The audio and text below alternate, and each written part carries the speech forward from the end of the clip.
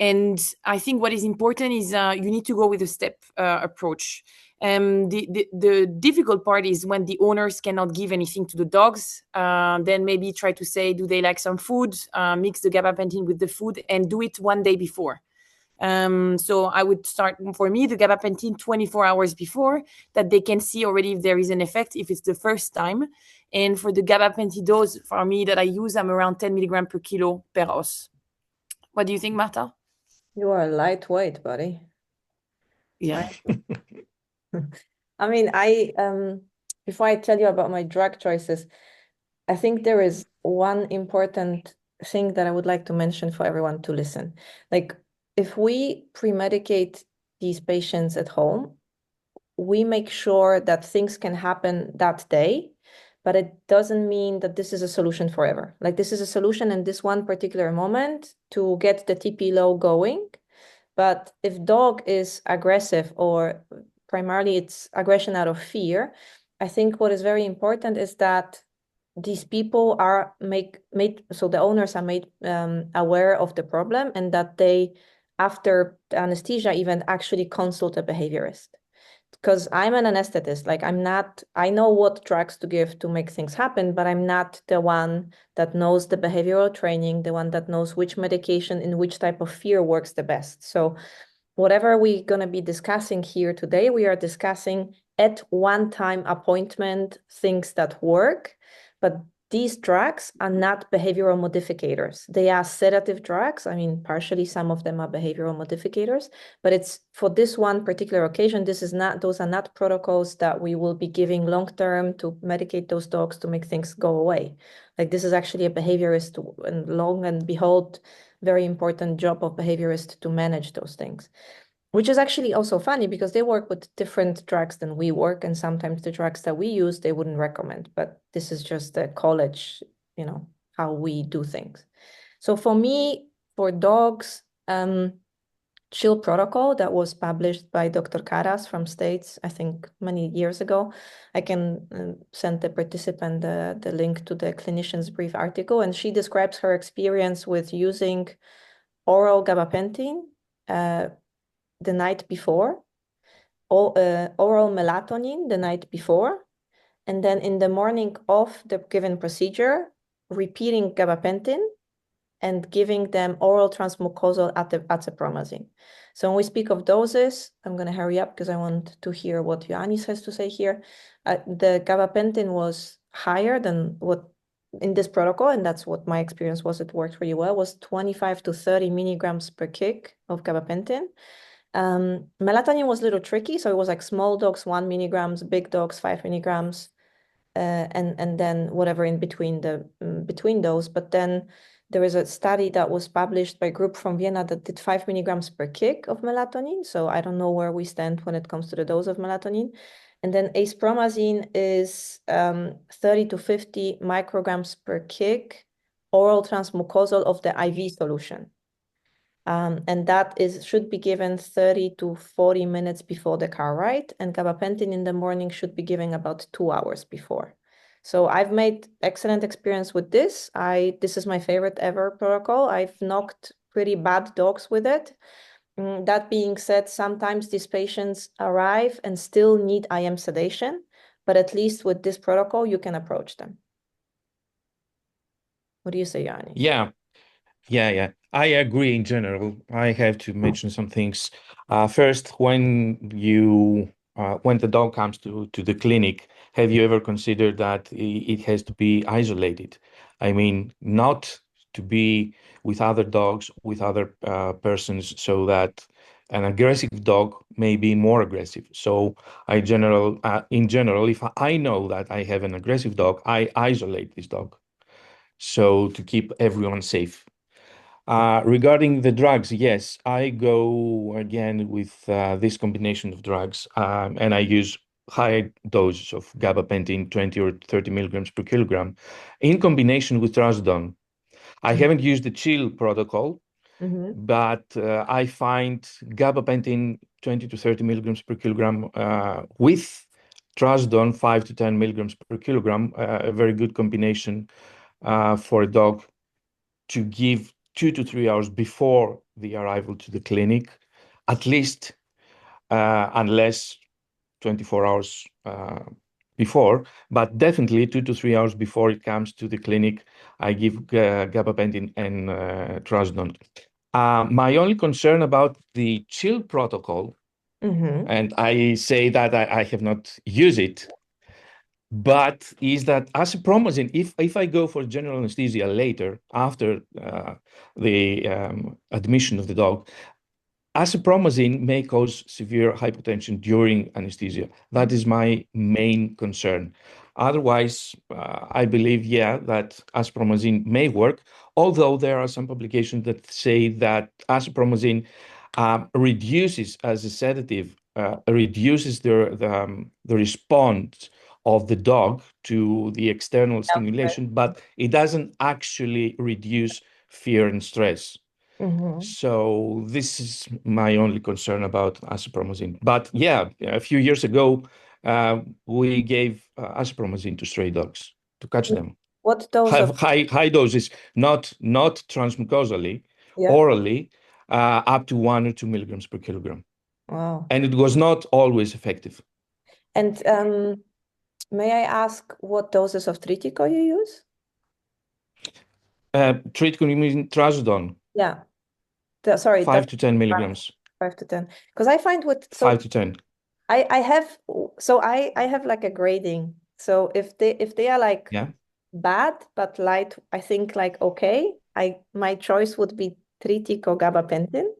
But on the really bad one, I found acepromazine just more reliable, like it clinically effective. The dog was more out.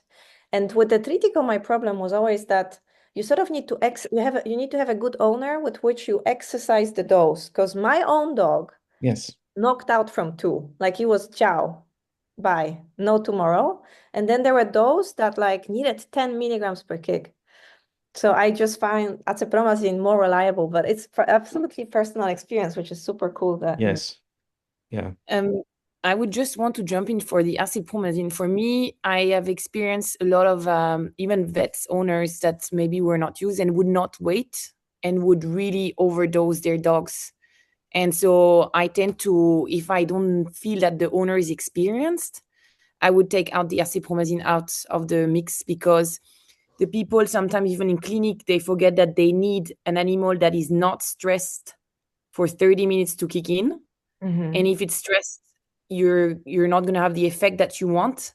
And then I've heard some colleagues who were just exchanging, and they just gave and gave and gave, and then the dog slept for 5-6 hours afterwards. But the moment they needed the dog to be sedated, it was not working. And I think I for the acepromazine, I would be a bit because we don't know how much you give, and they don't sell. I mean, for me, they don't sell anymore the acepromazine out of the counter, I think. Yeah, no, I don't know. That's also maybe important to mention, no, that it's the oral Sedalin, the oral acepromazine. This was very unreliable in studies. Like some of you would have dogs that one day sedated and the other day didn't sedate. Same dogs, one day they did sedate, the other day they didn't. And so it was just also like, so it wasn't reliable oral tablets for acepromazine. But I found the IV solution actually, which you are absolutely right here to say you need to have a compliant owner, because some people, I mean, it's a syringe without a needle, but some people you give the syringe without a needle and say, hey, just put it in a pouch here. They'll be like, oh my God, no, I'm not doing that. And then some people will be like, can I have more? Thank you, Marta. We just have a quick question. I think we can address it now. There's a question on melatonin use, and is it just 1 milligram for small dogs and 5 milligram for big dogs? Is it about melatonin precisely? Yes, melatonin. Yes. So the original chill protocol, I'm looking it up because I was expecting this question. I wrote it. So small dogs was 0.5 to 1 milligram. Medium dogs was 1 to 3 milligrams, and then large dogs was 5 milligrams. But then there is this study that I think it was like I think it must have been like an intern or doctorand in Vienna University that did the study with 5 milligrams per kg of melatonin, and they have had on like Skeptical dogs, they had actually a reduction of propofol induction dose, only with melatonin 5 mg per kg. I've never went so high. I have a lot of respect of melatonin because it can be endocrine disruptor, actually, like if you take it yourself every day. I don't know, what things we're going to mess up if we use it daily. So according to Dr. Karas, which I emailed back and forward, there is a difference if you use it in the protocol or you don't use it. And then there is a caveat here. I wasn't able to use it in Switzerland because melatonin is a prescription base here. So I actually used the CHILL protocol without melatonin. I never had a chance to use it with. And it worked, still worked. But I will be curious to see whether melatonin did the difference. Okay. Thank you, Marta. Let's get on to the second question today. Let's talk about in-clinic chemical restraint. When handling is unsafe and IV access isn't possible, how do you approach chemical restraint in aggressive dogs? So I will start here. For me, something that Olivia already said, which is very important, there is nothing more important than your own safety. So like I would never risk my own hands and my own health just to make a surgery happen. So like I have this very strong safety mechanism. If I think the dog is gonna, like if I'm scared of this dog and I cannot control it, we're gonna reschedule this, we're gonna send this dog home on oral premedication and only then make them come back. And I don't care how pissed or angry is the surgeon that we're not performing the procedure. Like I really don't mind because I've seen things go really bad when you try to push procedure only because you want to fill the slots in the program. And that being said, like there are two scenarios. Like one scenario is you have actually a dog arriving on this oral premedications that we discussed. And that's the better scenario. What you need to be mindful about here is some of those dogs, you still won't get IV. You still need to IM them. But most of them with this protocol that we discussed, you can actually approach them for IM sedation. What you need to be mindful then is all drugs working in a CNS, they work synergistically. So if you now, on top of tritico and gabapentin, adding dexmedetomidine, it's not your regular dose of dexmedetomidine. You need to cut it a little bit down. Yes, on one hand side, maybe you need 2 IM injections, but I have had this experience where I had a German Shepherd, actually a nice dog, just very young, very hectic, very excited. We couldn't control him and we couldn't IM him because he was too excited and jumping over the owner. The owner said, I can hold her, and she couldn't. So I made her come back on tritico and gabapentin. And then I've given the dog 10 micrograms per kg of dexmedet. I thought, 2 young, old German Shepherd, young. And I left the student with everything prepared for emergency, like intubation set, IV catheter set, everything, because this is also very important when you sedate those patients. You need to be prepared for things going south. So I left the students. I injected the dog with butorphanol 0.2 mg per kg. The dog was sort of mildly out from the oral premedication with gabapentin tritico. I tell the students, listen, things go south, everything is here. I just need to pee. And I went, like the toilet was on the other side of the consultation room. And like within 2 minutes, I have a student banging on my door. The dog is not breathing. The dog is not breathing. And so I needed to very quickly get in the room. The dog was breathing, but was very bradypneic. So like it was breathing about 3 times a minute. So just be respectful. If you used something per us before, make sure that you, whatever you give after, that you think that you are there to intervene if something goes south. And then if you have those scenarios where, it needs to happen, like it's an emergency, but the dog is aggressive. I have personal experience, and it's published with dexmedetomidine, oral transmucosal. If I remember correctly, in dogs, it's sort of like 1-to-4 ratio. So you give, if you want to give a dog, let's say 5 IV micrograms per kg, that would mean you give them oral transmucosal 20 micrograms per kg. And of course, there is always some splitting, like not everything will get absorbed, something will get swallowed. So I just go with 20 micrograms per kg of dexmedet. But here, one thing you need to remember is that A, compliant owner that knows what they're doing, B, you are working with the drug that potentially is dangerous for you. So if any amount of dexmedetomidine would get squirted in the mouth of the owner or the eye, it actually absorbs over conjunctiva, and it's a very potent drug in humans. It actually needs very much lower doses than we use in veterinary medicine. So they may very quickly, it may become a medical emergency for a human, not for us. And I usually, if I knew these patients were coming, I actually didn't even ask them to leave the car. I gave them a syringe and told them to pack it in a pouch on a mucosa in the car. And only then we got out the dog. And on the very bad dogs, we sometimes, if they weren't premedicated already with it, we would have combined dexmedetomidine with ACP, 30 to 50 micrograms per kg or OTM. And then sort of, it takes half an hour when they are knocked out. Sometimes you may need to still give something IM, but it should work. I never have been in a situation where it didn't work. And the worst case scenario, I know ketamine. I don't know, maybe Ioannis shares his experience on stray cats and dogs on the streets, but ketamine absorbs oral transmucosal as well, between 10 to 20 milligrams per kg, also can be squirted in the mouth. It's just very bitter, and they salivate, right? Yeah. Yes. Do you use a combination of orally dexmedetomidine with butorphanol? I haven't yet. Is it something I should do? You haven't, yeah. I don't know, because we have found that dexmedetomidine in combination with butorphanol has profound cardiovascular effects in dogs and cats and in rabbits, in all kinds of animals.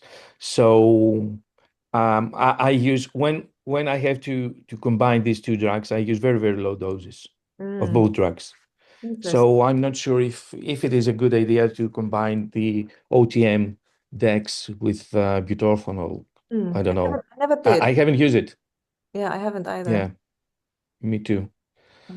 Otherwise, yeah, I believe that this is a good option. The OTM route with dexmedetomidine and ketamine as well. Yes. Ever tried intranasal yet? No. I mean, you're not going to try an aggressive patient, because I once was trying to film a video for a friend. It's more difficult, the intranasal, than the OTM, isn't it? Some of them, funny enough, the one that are like needle shy, you can actually, and otherwise approachable, you can go intranasal, but you have one shot. Like, that's it. Because when they learn how it tastes, that's it. Yeah. But then I once was trying to film a video for a friend how to do it, and a very nice dog almost snapped at me. So I stopped for that. I would just like to jump in, Marta, when we talk about the restraining aggressive dog. I would like just to mention, because when I was working in the UK, the Staffy were very, let's say, popular, even though they're not aggressive. It's just you never know. So you work with those dogs that can be. And I must say, for very muscular dog, I don't like the IM around the thigh, because it might be quite painful. And I don't know for you, Ioannis, if you have those very bulky, muscular dogs, but the IM in the neck for me was really nice. You don't need to restrain too much with the owners. Most of the time, they don't even feel it because they're so stoic. So if the owners is able to talk to the dog, and either you can hold the muzzle or have like this kind of scarf, but just that they don't feel they're too much restrained, but there are this kind of like they're handled. Then you go with the IM at the level of jugular, and the uptake is faster. So they tend to sedate because you're closer to the head. I know I couldn't find any pharmacology. Like neck muscles. Your neck muscles. Yeah. I didn't manage to find any papers showing that you have a faster sedation, because I think they never just compared where was the IM injection. We just have this new G20 that they say it's almost like IV, which on some dogs, if you manage to go on the top, I think it's okay. But again, if you have a dog that is quite moving, I don't think this point is very nice. But for large dog with hypodermic needles, you go very slowly, they don't feel it, and you can manage to go with your injection. But this isn't the case, that the dog is like handled by the owners and don't really see you coming. For really aggressive, where for this, I don't know, Ioannis, what you do, if you have other approach or technique, because I know that you might see, I think like Greece and Singapore for that are very similar. They have this kind of wide population that sometimes the owners likes to do charity, you know, they adopt those dogs and then you see them in the clinic. Do you have a different approach or? No, yeah, I agree that we have stray animals and we have charities, and we try to catch animals from the streets and bring them to the clinic to make castrations, ovarian hysterectomies and things like that. But I think that we are going to discuss this later in the next question, isn't it? Yeah, Yeah. I just want to, I think because now, Olivia, you made me aware of something that we didn't say yet also. Please remember to our participants, if you use any of these drugs, you are only sedating the patients and you're not making them unconscious. So muzzle at all times, up until the moment they lose palpebral reflex with propofol or whatever induction agent, is a must. Like, I will never take this muzzle off, even if the dog is knocked out and aside. Like, no, this safety. Because the alpha-2 agonists, they make you noise sensitive, they make you light sensitive. And I've seen dogs going from lateral out to snapping at someone passing by because, you know, something in the background did. So muzzle is always on. And then the other thing, what happened to me once also, I was having a very difficult dog. That was probably like the worst I've ever had. A stray dog adopted from Romania that owner was afraid of. He was biting kids. The owner had zero control over the dog. We didn't know if it's like some sort of pain that the dog has, fibromyalgia, fractures that didn't heal. There was very limited medical history on this dog. And what happened is that she wanted to have a full physical examination, full MRI and CT before she would have put the dog down, because behaviorists actually didn't want it to, like, said it's hopeless case. And I have had successfully premedicated orally this dog enough that I could have approached it for IM sedation. But the Google review would have been, because she emailed me that, but luckily the hospital doesn't have Google reviews, because her feedback after my hard work with this dog for hours was, you didn't tell me that the dog will be wobbly. And I came here with a public transportation. So like, make sure that you make owners aware about those oral protocols, that the dog will be wobbly. They may not wake up quickly. So don't, like, it's going to be a day procedure. They're going to be sleepy. So-called gabapentin hangover is a phenomena. You know, if they are on high doses, they will recover longer. I cannot tell you when they're going to stand up. And, you know, there are side effects. They may not be wanting to eat that day. They may not want to go for a walk. Like, it's a project that owners needs to be made aware of. It's not just giving drugs. May I have a minute here? Go. Yes. That's very important, Marta, about the thing about muzzle. My approach is that if I give an alpha-2 agonist, there is also a risk of vomiting. That's my only concern. So when I have to give IM, an alpha-2 agonist, I put the muscle, I do the injection, I remove the muscle just in case that the animal vomits, the dog vomits, and then when the dog is down, I put it again.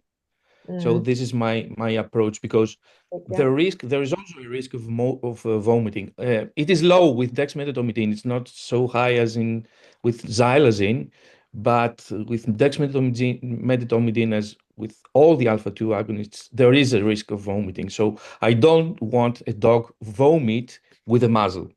It could be dangerous. Absolutely, you're right. Yeah. Okay, thank you, Ioannis. Let's get on to the third question, which is going to be on stray, streets, or wild dogs.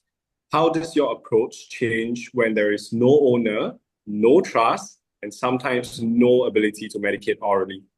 Let's see how they do it in Greece. So the difficult question to me, yeah. We face. That's why we have you here. We did it easy, and now it's your job. No, it's okay. Yeah, we have stray dogs and cats in Greece, and we have in many instances the case of try to catch these animals and bring them to the clinic for operations, for examinations, for everything. it is more easy, I believe, with the dogs than with the cats. But with the dogs, of course, the risk of injury is higher. I believe that the whole approach would be has to be organized beforehand in every detail, and you need a whole team.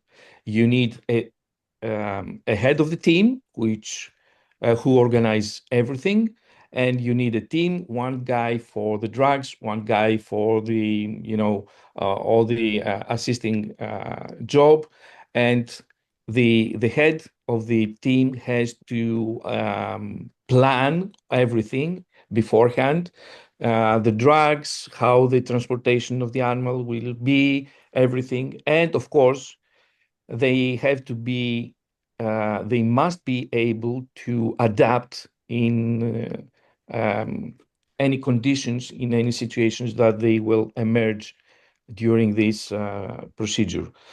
So yes, we first approach these animals with the drugs we already mentioned, with gabapentin, with trazodone, with acipromycin as well, orally.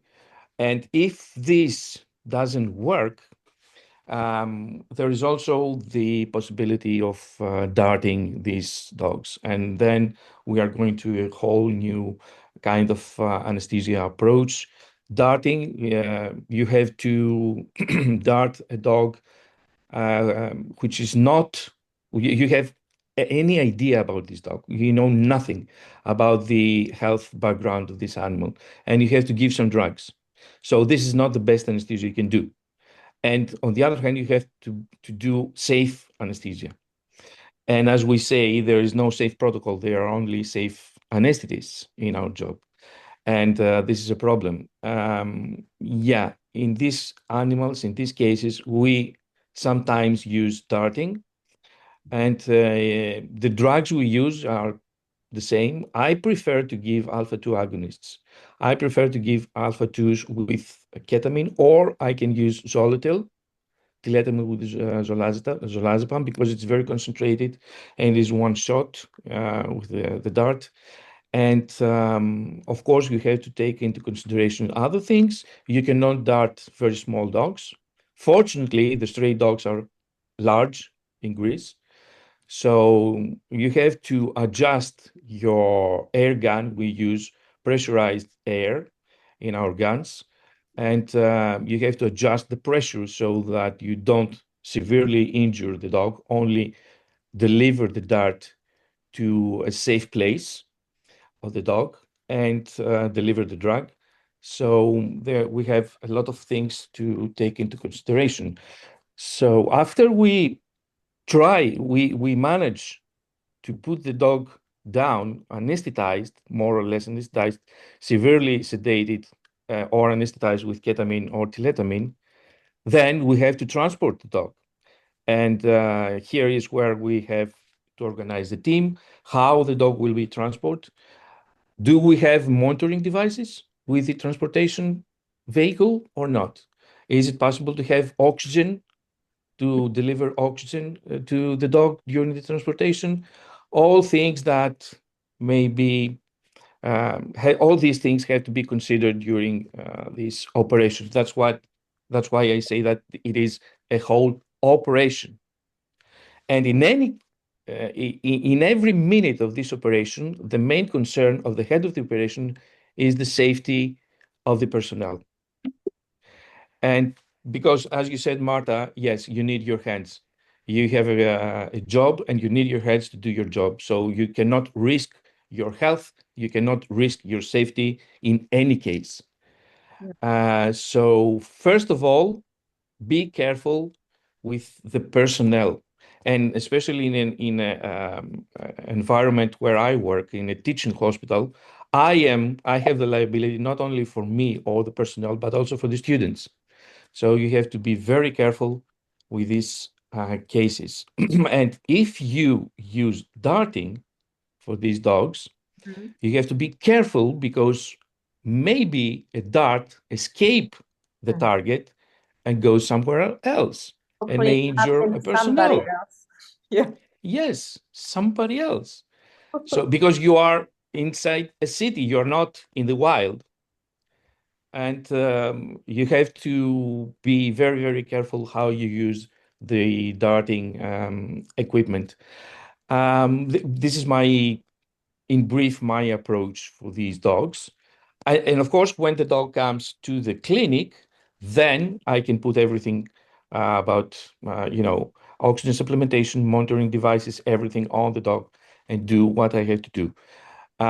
This is the easy way when the dog comes to the clinic. The hard way is how you dart the animal and how you bring it to the clinic. I don't know what is your approach, or in Singapore, the approach of these cases. But I luckily yeah, never needed. Can I ask? Yeah. sorry. I wanted to ask Ioannis about Yeah. that because I had a lot of discussion, and then to prepare this rounds, I wanted to read about what was a bit with this stray population, because at the end, that's either they're an anesthetist or a GP, they're exposed with the control of population with those drugs, and you see always that they try, because you talked about oral medication. So I think we just need to say that, I mean, for what I read, and I guess maybe you're doing that in Greece, is in the food you would try to hide the Yes. and Exactly. And yes, I forgot and to mention this. We put it in the food, and the amount of food, if you're going to continue with general anesthesia, the amount of food is a concern, because you don't have a full stomach during general anesthesia. So you have to put the drug in a very small amount of food. And do you feel like, based on your experience, because to be honest, Marta and me, I mean, I work right now, we're working in Switzerland, so we don't have this kind of exposition. But from what sometimes I was discussing with colleagues or people who were asking me and I just didn't know, is they report that the dog would not be interested in taking the food. Do you see that often? Because sometimes stray dogs in the city, they're not really hungry. So Yes.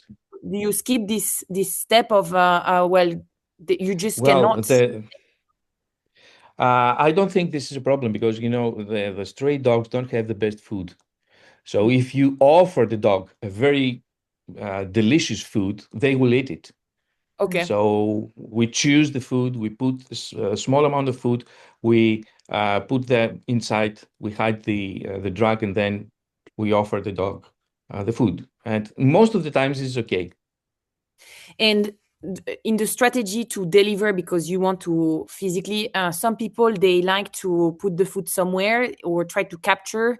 I try to explain, and this is where I would like your opinion, that when you do in this, what we were trained, when we do more exotic wildlife, which at the end the stray dogs get into the category of exotic wildlife, I think, in the capture. Yes. We try to encourage, to explain that even though sometimes you cannot go away from physical restraint, this is the worst one, because it's very stressful. Yes. The patient, well, the animal can get hurt, and the personal as well. Yes.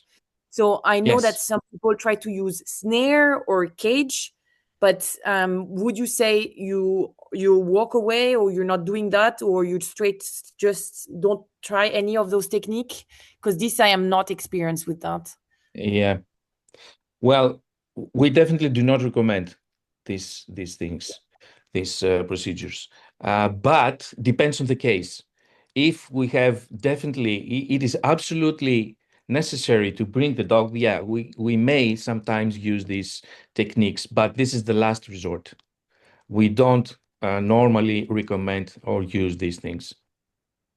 And if, imagine, you manage physically, then on top you would just be nearer to be able to, with a pole or with to put a dart, but not with Yes. the air rifle. At that point, you would Yes. just minimize the Yes. time that the dog is awake. Yes, exactly. Yes. I've read somewhere, I mean, it was like a post on the ACFA list where they were discussing like these extreme cases, like no one can approach it, no one can touch it, no oral premedication, except of something stick in a sausage. And they were, but it's like extreme, yeah? Like we just need to we speak of euthanasia out of extreme aggression. We don't care about side effects of drugs. We just need to sort of get this animal immobile. They were speaking, but I never had any experience, but I guess in, worst case scenario I would have tried, is phenobarb actually. in a sausage, apparently. Okay, yeah. But I don't know the dose. I cannot give a reference, but I guess I would have tried it if, whatever dose, whatever that, it's actually, sadly, it's a drug with a very high therapeutic index, so you can actually go quite high. But then the one of the professors from States was also saying that for aggressive pig, believe it or not, a cider, apparently, a cider beer works magic. So Okay. they love sweetness of the cider. So you just serve them few beers and then they are out. But this is not, I don't think dogs would go down with that. Cider beer. Good. Yeah. We need a clinical trial. But I had before this. we finished that Brian asked the question. Someone asked in the chat, and I was actually very curious also because your group published those studies on alprazolam pre-appointment in cats. What are the experiences in dogs? Yes, we don't have experience in dogs. I mean, we have not published anything in dogs, but we have some clinical off-the-record experience on that. I wouldn't recommend alprazolam, definitely not alone, because as a benzodiazepine may elicit an aggressive, not exactly aggressive behavior, an excitement. It's the excitement of benzodiazepines. So if you give alone a benzodiazepine to a dog, it may be more aggressive. So we don't recommend alprazolam in dogs alone. You can combine it with gabapentin and trazodone, but not alone. In cats, yes. Would the benefit potentially be that you give them a little bit of amnesia, and that's why the experience wouldn't be like a learning experience, or? The amnesia is a major concern in human medicine, in human anesthesia. I don't know how important it is in veterinary medicine. Yeah, I mean, you cannot prove it. Is there amnesia in dogs? Is there amnesia in cats? You cannot prove it. Excuse me. We have the same. We have the same pharmacology. We have the same neuropharmacology with dogs and cats, mainly. But we don't actually know what exactly is an amnesia in dogs and cats. So I'm not sure that this is a real problem in veterinary medicine. Would be nice though. I would feel better about it. Yeah. Okay, thank you both. So just to clarify, no cider in dogs, okay? And yeah, so that brings us to the end of the session today. Thank you, Professor Ioannis. Thank you, Dr. Marta and Dr. Olivia for your time today.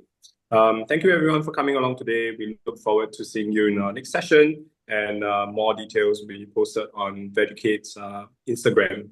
Thank you everyone. Thank you for everyone. Thank you everyone for joining. Thank you very much. I will just have a quick question that can be answered for Adriana. And the question was, sorry, Pei, I'm sorry.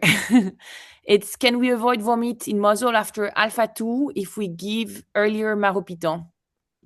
Yeah, so Adriana, yeah, like oral maropitant, what is it? It's high though. It's 8 milligrams per kg. Do I have it correctly in head? Or 2 milligrams per kg, I think. It will work, but the tablet needs 2 hours to work, and you would need to sort of plan it ahead with the pre-appointment visit. But it's a valid point. I think it's a good idea, actually. I never even thought about it, but it's a good thought. Yeah. Sorry, Pei, for jumping in for the last question. No worries. Thank you.